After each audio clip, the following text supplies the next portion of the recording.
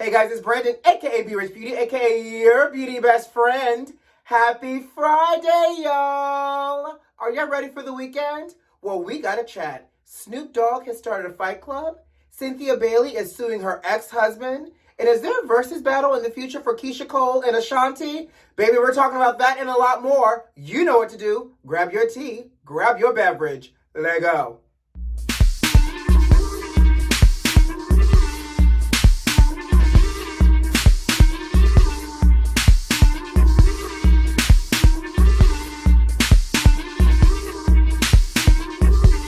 Baby, are y'all ready for the weekend? I am, but baby, let's talk about it. So what we know for sure is that Snoop Dogg did a really great job being a commentator for the Mike Tyson and Roy Jones Jr. fight. Now, apparently, Snoop did such a great job, he got a job. So let's backtrack. Snoop was hilarious as a commentator. He gave us all types of uncle realness, keeping it real, and he has just a really great sense of humor. So Snoop has partnered with Triller, who obviously was one of the partners for bringing us the fight with Roy and Mike. So Snoop and Triller, they've created a fight club and a fight league where the goal is for them to promote and bring to us 5 to 8 events per year. Now, here's where I think it gets hilarious. Snoop will not only be commentator, but he also will be the host for this.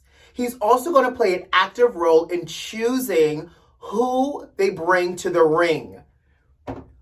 So apparently the way this whole fight situation is working is they are going to choose celebrities from across the board, whether it's YouTubers or actors or even people in the sports arena, i.e. like Nate Robinson. The goal is to bring all types of celebrities together, put them in a ring, and let them fight. In addition, they're going to also have musical acts as a part of this whole series. I don't know if it's just me or if I'm just getting old or what.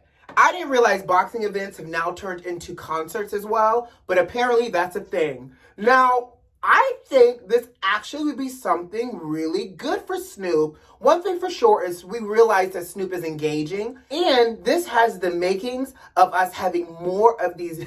I know this sounds so shady. This gives us more opportunity to see regular celebrities play boxing and find out who's also going to get knocked out a la Nate, okay? I know that sounds so shady, but baby, let me tell you something. If this last fight didn't tell us anything alone, is that when you get people in here who do not box for a living, anything is possible, including shutting down the internet. So I am here for Snoop's adventure. I am here for future events, and I will be signed up, not necessarily for the music child, but I want to know who are they going to convince to be stupid enough. Who are they going to convince to get into this ring to fight somebody? Classic TV in the making. I'm telling you, you got to get creative these days. So Cynthia Bailey from Real Housewives of Atlanta is suing her ex-husband, Peter Thomas. Now, apparently, Cynthia loaned Peter, when I guess they were together and cordial with each other, Cynthia loaned Peter $170,000 so that way they could buy the property for Bar One in Atlanta. Fast forward, Bar One in Atlanta has been foreclosed on, and now Cynthia is saying she wants her money. If y'all saw that wedding Cynthia had, all this makes sense. Mama must be trying to recoup some costs so she could pay off that wedding, because that wedding was too fabulous. Not that I'm saying she and Mike couldn't afford it, but baby, when you got to pay off some things, you start to look elsewhere to see who got outstanding tickets with you and who can run you some coins to offset some of that deficit, child. So apparently Cynthia got married, honey, and her and Mike are like, who owe you money? Who owe us money? Because now we won. We need to go ahead and collect so we can try to put a dent in this wedding cost. And so apparently, this is where I think it gets nice and juicy. Grab that cup, grab that tea. So apparently, Cynthia and Peter had an agreement in place that Peter would repay Cynthia starting in January, February of 2021. So apparently, I guess Cynthia's like, I really need my money, so I need you to run me my payments now. So Peter did an interview, and Peter is saying that this lawsuit totally caught him off guard. He did not know he was being sued by Cynthia until he actually got the lawsuit in the mail, and he is, again, caught off guard because they had this payment plan in process. Now, here's why I think it gets interesting, because Peter said you know, he and Cynthia had one of the most amicable type of divorces that you can see in reality TV. I will say it didn't get too messy, not anything like what we see with some of these other celebrities, child. And we're going to talk about Dr. Dre today, too. I got some new tea for y'all. But Peter said, what caught me off guard is the fact that she could have easily called me and told me what was happening. In fact, I'm being more than generous because even through the divorce, technically, I should only be repaying her for half the money because, you know, when you go through a divorce, 50-50, right? But he goes, but I already told her I was willing to give her back all of her money, but I just needed time to get back on my feet. So apparently, Peter's feeling some kind of way. Cynthia said, run me my money. And now, honey, we'll see how this plays out. I'll keep y'all updated. You know I will. Speaking of divorce, can we talk about Dr. Dre and his divorce with his wife, Nicole? This divorce gets messier, messier, juicier, juicier. Wait, let me grab my tea. You know, sometimes you gotta slurp when the tea is so hot and so good and so juicy. Right. So, Dr. Dre is being summoned to provide how much money he makes, his income, and what he spends his money on by today, Friday. If he does not provide this documentation to the court system, he is going to be fined $100,000. Let me tell you something. Nicole is not playing with Dr. Dre. She says, I want to know what you're spending your money on and how much money you're really making. And low-key, beauty besties, the shade is Nicole is being strategic because she's trying to prove a point here. She wants to see if he is spending his money on his mistresses. Because you know she tried to subpoena the mistresses earlier, and the judge said no. And the mistresses was like, I ain't about to ruin my check because of you and your divorce. So I think this is her and her team's other way to get around this, to see what kind of money he's spending on these quote-unquote alleged mistresses.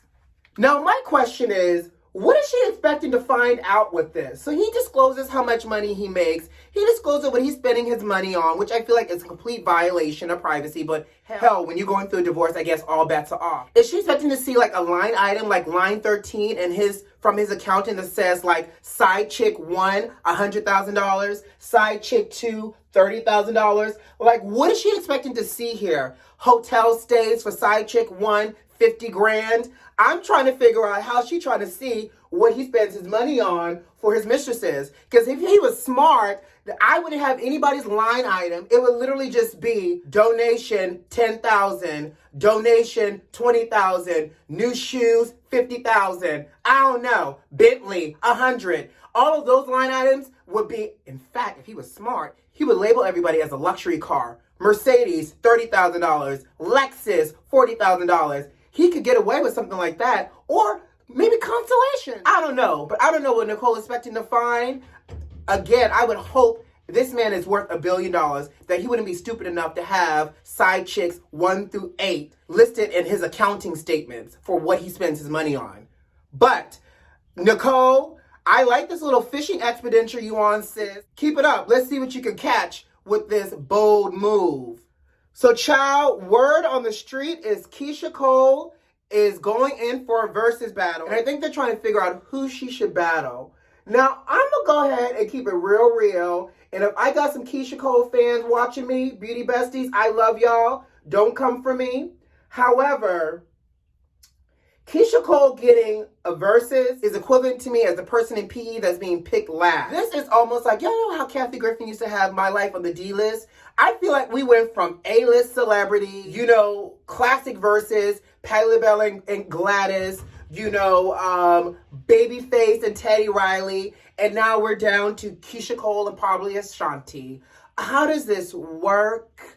What do we do to deserve a D-class Verzuz battle? How do we go from Jeezy and Gucci breaking records for us to have to listen to Keyshia Cole play I Should Have Cheated to Love and Let It Go? In addition to that, what songs by Ashanti do we really want to hear? Foolish? Ah, Baby? Moreover, do they even have enough music for 2 hours worth of a Verzuz battle? Because Verzuz has now set the standard of at least 2 hours. I'm not trying to waste 45 minutes of my brain cells listening to Ashanti and Keyshia Cole battle their 5 hits. Like, again, Teach me something, because I can only think about a handful of top hits for each one of these artists, let alone enough music to fill out a whole versus battle. So if y'all gonna choose Keyshia Cole, Timbaland, and Swiss Beats, I don't know if Ashanti is the right person. She might be the right person because she's D-list enough, but is she gonna be the right person for enough hits?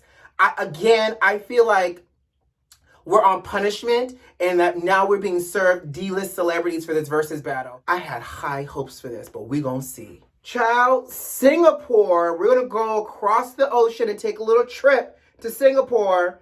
Singapore is reporting that they're about to be the first country to establish selling lab-grown meats in restaurants and fast food establishments. Excuse me? Y'all heard me correctly. Lab-grown meats, such as chicken. And in fact, chicken is going to be the very first lab-grown meat that they're going to feature in their restaurants. Chicken nuggets and grilled chicken. Now, here's where it gets a little grave for me. First of all, lab-grown meat, how does that even happen? Well, they're making lab-grown meat by taking chicken cells, curating it, growing it in a laboratory, mixing it with plant-based ingredients. Voila, you have your nugget and your grilled chicken. Ugh. If I wanted to do that, I would just go vegan. If I wanted to be humane about it, because the idea behind it is we've been killing animals for hundreds of thousands of years in order to eat meat. No shit. That's how you get fresh meat. I don't want nobody's lab-grown meat. And the fact that you think, let me grow some cells in here, mix it with some plant-based things, and voila, let me feed this to people. No, thank you. I will go vegan before I eat your lab-grown meat. 3, that sounds nasty. 4, that texture doesn't even feel like it's gonna feel right in my mouth, which is now an offense to my taste buds and my delicate palate. I'm so sorry. Lab-grown meat. Beauty besties, y'all eating lab-grown meat? What y'all think about this? I want to know if they brought lab-grown meat across the pond, and I'm not even talking about from England, but across the ocean over to us in the States. Y'all getting y'all a 10-piece with a side of barbecue and buffalo sauce to dip in. And on top of that, these nuggets have the nerve to be expensive. Right now, these nuggets are going to be selling for $50. I'm sorry, keep your $50 lab-grown meat. I will spend $10 and buy me some real meat, and or spend $10 and buy me some plant-based meals. No, thank you, Singapore. Keep that over there. Oh, so let's chit-chat. President Obama, President Bush, and President Clinton, real presidents, even though they are former presidents, have come together to say that they are willing to take the vaccine for the COVID on television, live and in living color, so that way America can see how safe it is. Obviously, they're saying once it's approved by the FDA, they're willing to come together and individually take it on camera or pre-record it so America can see that the vaccine is really safe. First of all, I love the thought process behind this. Thank you, presidents, for trying to make us feel a little bit safer, since the president in the White House is doing nothing to make us feel safe. However, I still have issues. 1, you guys have access to the best medical treatment. We would never know that with this vaccine, if you were to really take it, if you had the side effect of an extra toe, ear, and or third eye, because we would never see it, because you would get treated by the best of the best. So I don't know if y'all taking it live for America is going to really make us feel a little bit more comfortable. Not to mention, who's to say that what you're shooting into your body on camera isn't saline? Like, y'all not going to get over on me. And I get it. We need vaccines, because if we didn't have vaccines, polio would still exist, measles would still exist, and the bubonic plague. I don't know. All of these things don't exist because vaccines are real. I get it. But y'all taking it live in living color does not set the benchmark for the average person. Give it to somebody that looks like me. Well, no, don't test it on us. Just actually take it for real and let's possibly see. But I can't assure you that I'm going to necessarily feel comfortable, because again, I know y'all have the best access to medical health care. So the thoughts there, thank you so much, but I don't know how I feel about the gesture. What do y'all think, beauty besties? Are y'all going to feel a little bit more comfortable if y'all see the presidents take it? Let me know. So before we get out of here, I just have to share this story with y'all. New Orleans just had a recent super spreader event. A super spreader event through the vehicle of a swingers party. That's right, a 300-person swingers party in New Orleans. So Bob Hannaford, who was the host and creator of this event, is saying he is shocked, surprised, and regrets hosting this 300-person 4-day event of the swingers congregating in New Orleans. First of all, sir, you're shocked that 41 people, y'all, tested positive for the Rona. Sir, you had a 4-day event of the exchange of bodily fluids and COVID stewing. He said that he tried to do everything he could to make it safe for people. They had to wear masks, there was temperature checks, and people had to wear a wristband with their last COVID testing date along with their negative results. And so he's shocked. First of all, sir, drop the fakeness. How are you shocked? You expected people to attend a 4-day bodily fluid stewing event with a mask on? And let me tell you something.